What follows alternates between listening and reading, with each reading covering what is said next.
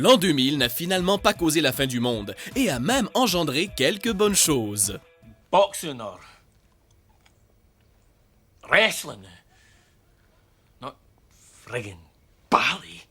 Bienvenue sur WatchMojo.com. Aujourd'hui, nous faisons le décompte de nos choix pour le top 10 des films de l'an 2000.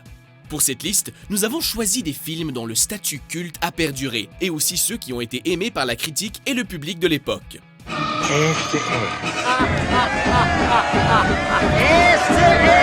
Certains ont bien vieilli, d'autres peut-être un peu moins bien. Dans tous les cas, asseyez-vous et appréciez ce voyage dans le temps. Numéro 10, X-Men. I will bring you hope, old friend. Ce premier épisode de l'énorme franchise Marvel a aussi marqué les débuts à Hollywood de l'énorme Australien Hugh Jackman. Really?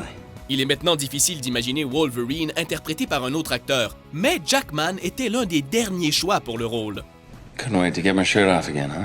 Le film a été bien reçu autant par les critiques que le public. Plusieurs ont non seulement anticipé les suites, mais les ont vues comme absolument nécessaires pour comprendre l'histoire de tous les personnages.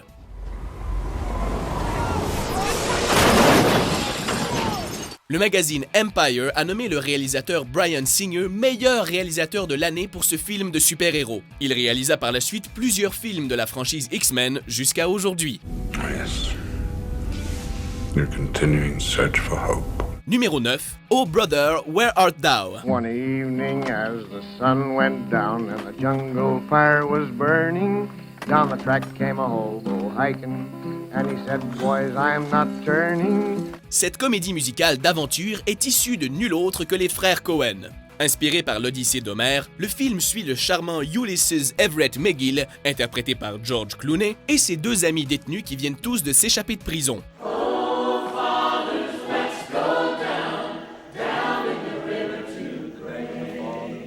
Ils tentent de retrouver le trésor que Ulysses dit avoir enterré avant d'être envoyé en prison. L'incroyable bande sonore folk du film fut composée par T-Bone Burnett et gagna le Grammy du meilleur album de l'année. I've seen trouble all my day. Aujourd'hui, ce film nominé aux Oscars reste un classique charmant des frères Coen. Numéro 8, Requiem for a Dream. Pi, le premier film de Darren Aronofsky, le fit connaître dans le monde du cinéma en 1998.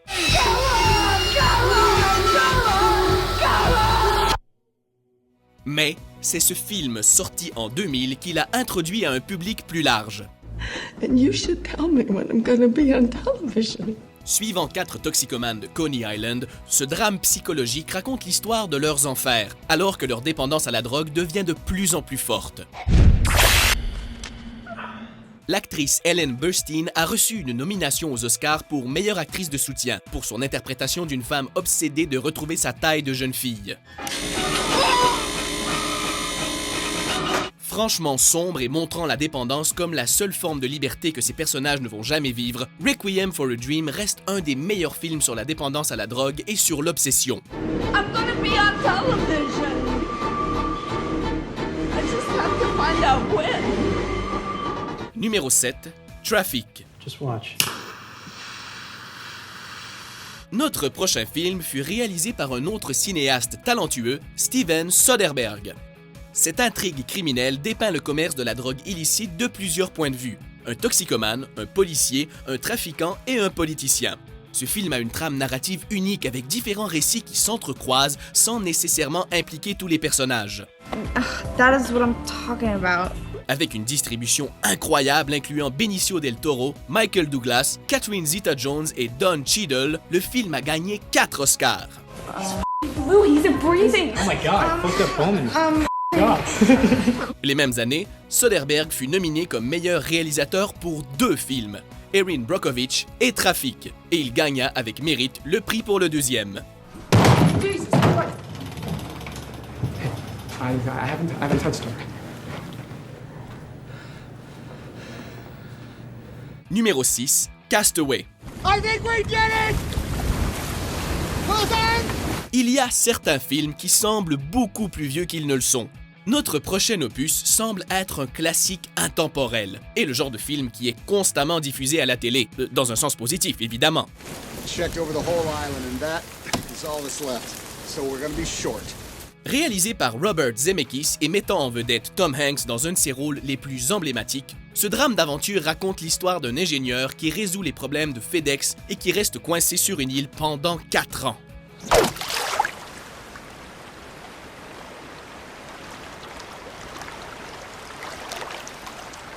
Son seul ami est Wilson, un ballon de volley-ball qui est probablement le personnage inanimé le plus important de l'histoire du cinéma. Well, regardless, I would rather take my chance out there on the ocean than to stay here and die on this shithole island, spending the rest of my life talking to a goddamn volleyball! Bien que Wilson n'ait pas été nominé pour un Oscar, Hanks l'a été, lui, et c'était amplement mérité. She's much prettier in real life. Numéro 5, American Psycho. Hey, Paul! Ce prochain film a reçu des critiques mitigées à sa sortie, mais est depuis devenu un film culte. Listen very, very carefully. Basé sur le roman de Bret Easton Ellis du même nom, ce thriller psychologique met en vedette Christian Bale en tant que banquier riche et attirant, avec un passe-temps particulièrement dérangeant.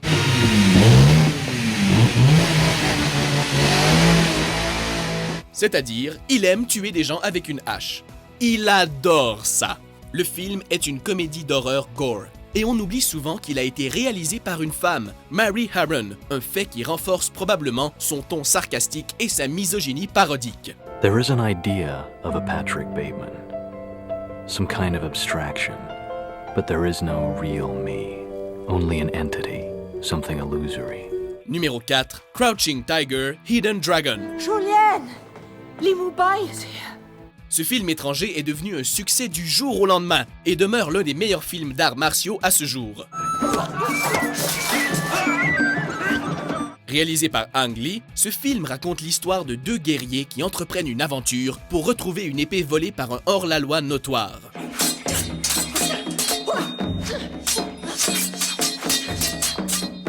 Ce film de la vague Wuxia comprend une direction photo et des effets visuels à couper le souffle et a été louangé pour son interprétation grandiose du film d'arts martiaux. Crouching Tiger, Hidden Dragon, avec ses nombreux prix aux Oscars, devint le film étranger avec le meilleur succès au box-office de l'histoire américaine. Numéro 3, Almost Famous. Hi, I'm William Miller. Pouvez-vous vous imaginer écrire pour le magazine Rolling Stone dans les années 70? Ce prochain film est une comédie dramatique semi-autobiographique de Cameron Crowe qui suit William Miller, un jeune de 15 ans en voie de devenir un journaliste rock alors qu'il suit le band Stillwater en tournée. I'm a journalist. I write for Cream Magazine. Oh, The Enemy, a rock writer. À travers les yeux de cet adolescent au visage angélique, l'expérience est certes bouleversante, mais c'est tout ce qu'il avait toujours voulu. You have no idea. Le film met en vedette Kate Hudson dans son rôle le plus mémorable, en tant que Penny Lane, autoproclamée Band-Aid. Penny Lane, like the song. Le film fut un flop au box-office, mais a été bien reçu par les critiques.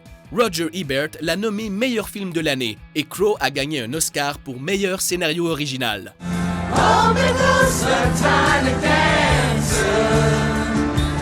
I have to go home. Numéro 2, Memento. I'm Leonard Shelby. I'm from San Francisco. Avant de remanier complètement la franchise Batman, le réalisateur Christopher Nolan sortit ce petit film qui fut montré pour la première fois au Festival de Venise en 2000, avant d'avoir sa sortie américaine globale l'année d'après. I have no short-term memory. I know who I am, I know all about myself. Since my injury, I can't make new memories. Guy Pearce incarne Leonard Shelby, un homme avec une perte de mémoire à court terme qui se fie à de nombreuses notes et tatouages pour s'aider à retrouver l'homme responsable de la mort de sa femme. Ce thriller psychologique néo-noir est un portrait sans précédent du deuil et de la perte, avec un protagoniste à la fois fiable et volatile, à cause de son état. I killed my wife. He took away my f***ing memory. He destroyed my ability to live. Le film est devenu un succès surprise au box-office et a reçu des nominations pour le meilleur scénario original et le meilleur montage aux Oscars. I have to believe in a world outside my own mind. I have to believe that my actions still have meaning. even if I can't remember them. Avant de dévoiler notre choix numéro 1, voici quelques mentions honorables.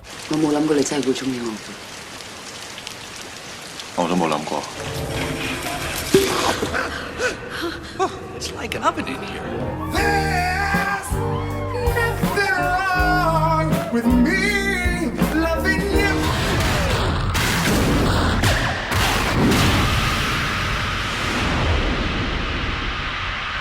Lo que planeamos juntos. Tus planes. ¿Sabes qué decía mi abuela? Si quieres hacer reír a Dios, cuéntale tus planes. Numéro 1, Gladiateur. So much for the glory of Rome. Se déroulant à Rome au temps de l'Empire romain, Gladiator suit le général Maximus, trahi, qui devient un esclave après que Commodus, le fils de l'empereur, ait pris le trône en tuant son propre père.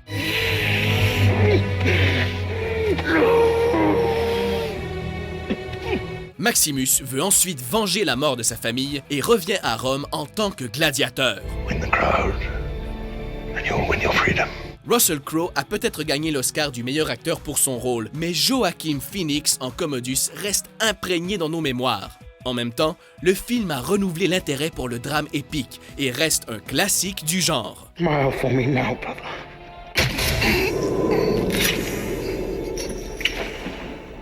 Êtes-vous d'accord avec notre liste? I don't remember. Quel est votre film préféré de l'an 2000? 1, 2, 3 and 4. Pour plus de top 10 divertissants publiés tous les jours, n'oubliez pas de vous abonner à WatchMojo.com. I don't think I can control myself.